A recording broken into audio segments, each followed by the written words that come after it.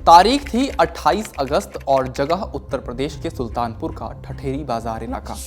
5 बदमाश दिन दहाड़े एक सराफे की दुकान में घुसते हैं और बंदूक की नोक पर लाखों के गहने लूट लेते हैं। देखने में लगता है कि देश में हर दिन होने वाली सैकड़ों लूट की घटनाओं में से एक है, लेकिन ये घटना इतनी आम नहीं रही जब यूपी पुलिस ने इन 5 आरोपियों में से एक का एनकाउंटर कर दिया। सूबे की कानून व्यवस्था का जिम्मा जिस पुलिस पर है, उसी पर आरोप लगे कि एक विशेष जाति का होने की वजह से मंगेश यादव को गोली मारी गई। परिवार का कहना है कि जिस दिन दुकान में लूट की घटना हुई, उस दिन मंगेश घर पर था। अखिलेश यादव के मामले में कूदने के बाद राजनीतिक ताप बढ़ गया और अब पुलिस खुद सवालों के घेरे में है। और सवालों के घेरे में सिर्फ ये एक मामला नहीं है, बल्कि प्रयागराज से लेकर मेरठ और नोएडा से लेकर आगरा तक एक लंबी फहरिस्त है जो यूपी पुलिस की कार्यशैली पर सवाल उठाते हैं। ऐसे में इंडिया टुडे मैगजीन में छपी हमारे साथी आशीष मिश्र की स्टोरी के जरिए विस्तार से समझेंगे कि यूपी में ठोकने की ये कैसी नीति है।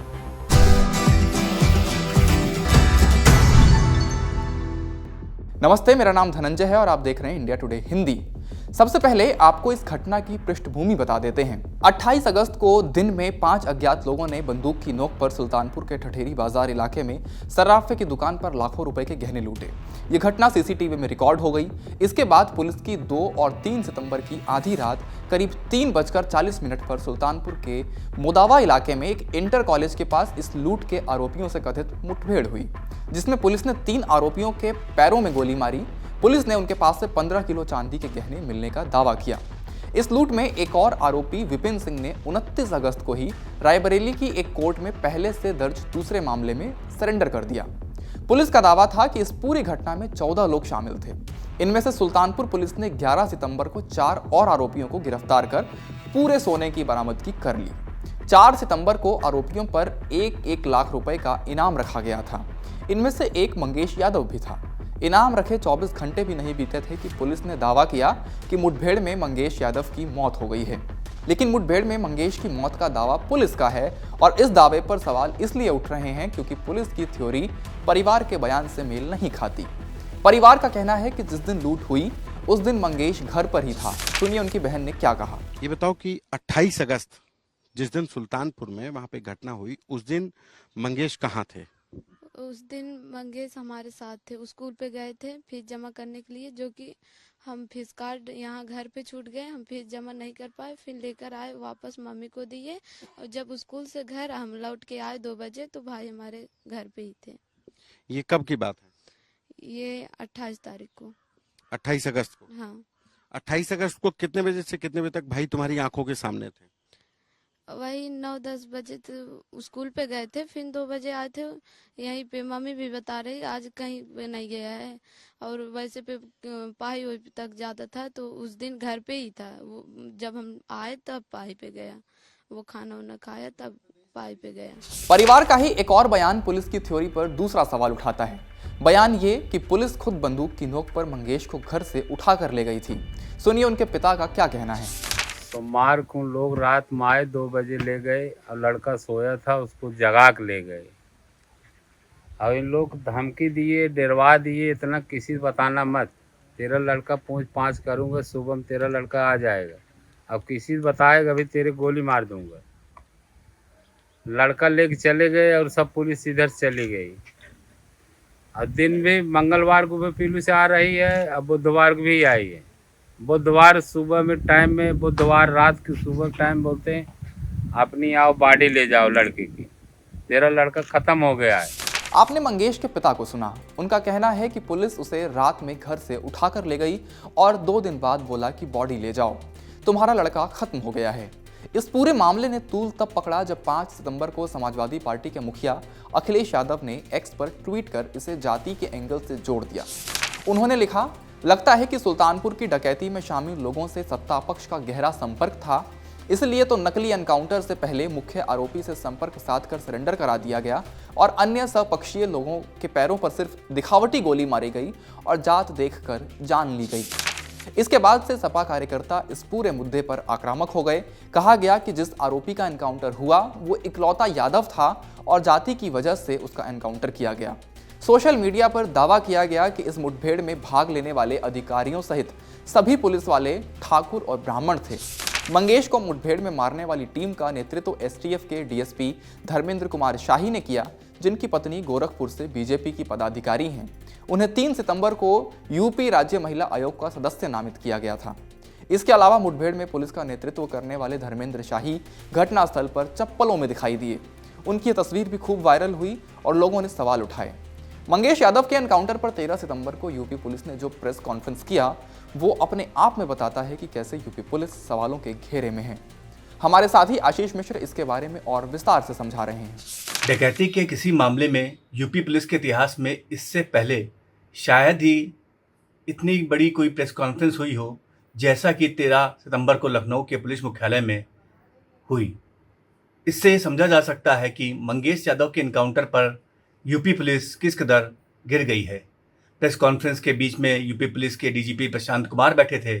उनके बाईं तरफ अमिताभ यश, जो कि यूपी के एडीजी लॉ एंड ऑर्डर और एसटीएफ चीफ हैं, जबकि प्रशांत कुमार के दाहिनी तरफ लखनऊ के एडीजी जोन एसबी शिरोडकर बैठे थे।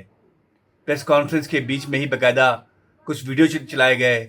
इस वीडियो के जरिए 28 अगस्त की दोपहर करीब 1:45 बजे सुल्तानपुर के भरत ज्वेलर्स में डाका डालने वाले 5 लुटेरों की बिल्कुल क्लियर तस्वीर भी दिखाई गई।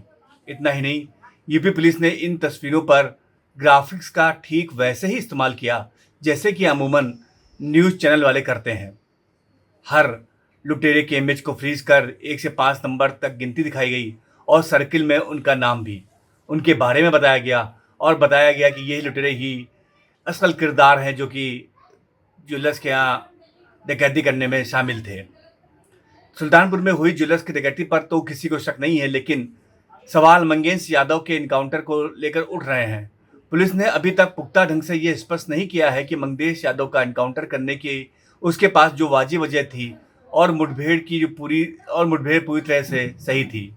उधर सपा के राष्ट्रीय अध्यक्ष अखिलेश यादव बेहद आक्रामक ढंग से मंगेश यादव के एनकाउंटर को मुद्दा बना रहे हैं।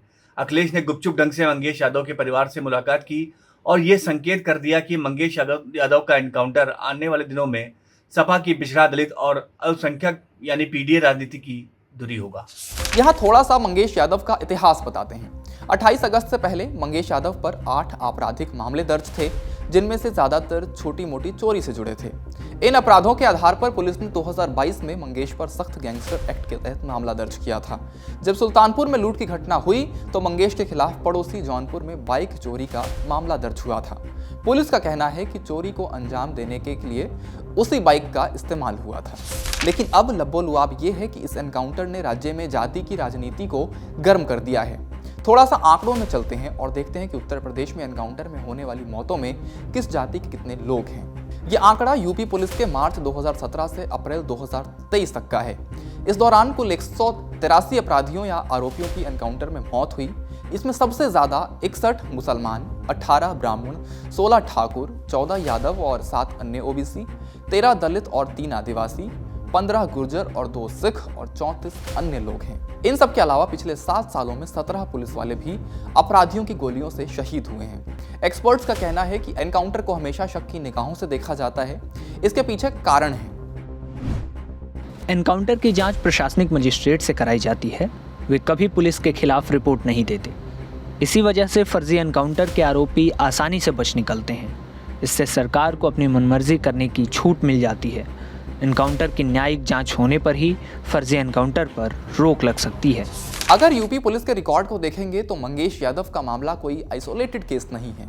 पुलिस पर हर तरफ उंगलियां उठ रही हैं। प्रयागराज में सीजेएम कोर्ट ने 10 सितंबर को फर्जी मुठभेड़ के एक मामले में एसओजी थाना प्रभारी समेत 12 पुलिस वालों पर मुकदमा दर्ज करने का आदेश दिया था। ऐसे ही मुजफ्फरनगर के बुढ़ाना में 19 जुलाई को मुठभेड़ में 2 आरोपियों को गोली मारकर घायल किया गया। भारतीय किसान यूनियन ने इस पर जमकर प्रदर्शन किया। उरुई में 5 अक्टूबर 2019 को पुलिस ने पुष्पेंद्र सरोज का एनकाउंटर किया। उनकी पत्नी शिवांगी ने कहा कि यह हत्या है। बाद में उनकी पत्नी की भी खुदकुशी से मौत हो गई।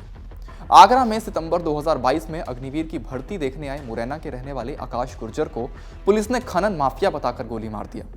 बाद में उनकी मौत हो गई। बाद में पुलिस वालों पर मुकदमा दर्ज हुआ। मेरठ के नौचंदी मैदान के पास सितंबर 2019 में पुलिस ने 4 अपराधियों को कथित मुठभेड़ में घायल किया। बाद में कोर्ट ने इसे फर्जी बताया और 28 पुलिस वालों के खिलाफ केस दर्ज करने का आदेश दिया। नोएडा के सेक्टर 122 में फरवरी 2018 में ट्रेनी सब इंस्पेक्टर ने जिम ट्रेनर को कार में गोली मारकर घायल कर दिया। बाद में फर्जी एनकाउंटर करने वाले दरोगा और उसके 4 साथियों को गिरफ्तार कर जेल भेज दिया गया। एक्सपर्ट्स मानते हैं कि फर्जी एनकाउंटर से वाहवाही बटोरने के तरीकों ने पुलिस की दबिश और असल मुठभेड़ की क्षमता को भी प्रभावित किया है।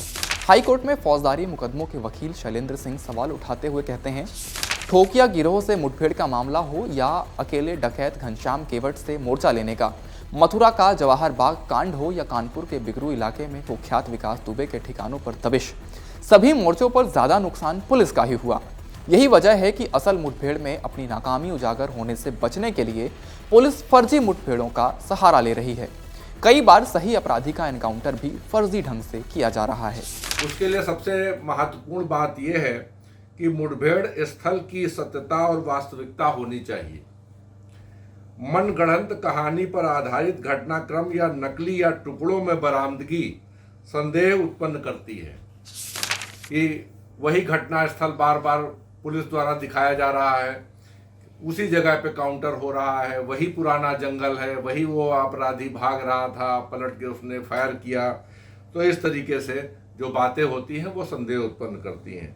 मौके के विश्वसनीय गवाहों के स्थिर बयान होने चाहिए। पहले उन्होंने कहा हमने देखा, फिर कहा हमने नहीं देखा। इस तरीके की मुलजिम की जिसके काउंटर किया गया है उसकी उस समय करंट लोकेशन क्या थी। दूसरा विषय ये आता है कि फॉरेंसिक टीम द्वारा काउंटर करने वालों की फॉरेंसिक जांच में बारूद इत्यादि के कण पाए गए, यानी जिन दरोगा जी ने फायर किया तो उनके पलट के यहाँ पर फायर के चिन्ह जो बारूद के आने चाहिए, और जिस मुलजिम ने फायर किया पुलिस टीम पर तो उसके हाथों में भी बारूद के कण होने चाहिए। तमाम उठते सवालों पर यूपी के पुलिस महानिदेशक प्रशांत कुमार कहते हैं कि पुलिस पूरी ईमानदारी से निष्पक्ष होकर अपना काम कर रही है। पुलिस जाति देखकर एनकाउंटर नहीं करती।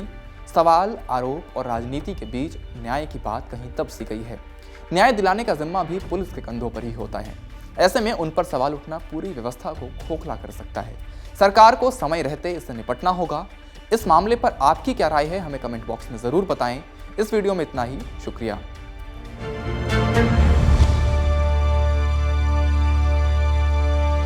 इसी तरह की तसल्ली से भरी हुई एक्सक्लूसिव रिपोर्ट्स देखने के लिए सब्सक्राइब करें इंडिया टुडे हिंदी का यूट्यूब चैनल और बेल आइकन जरूर प्रेस करें ताकि वीडियो अपलोड होते ही आपको खबर हो जाए।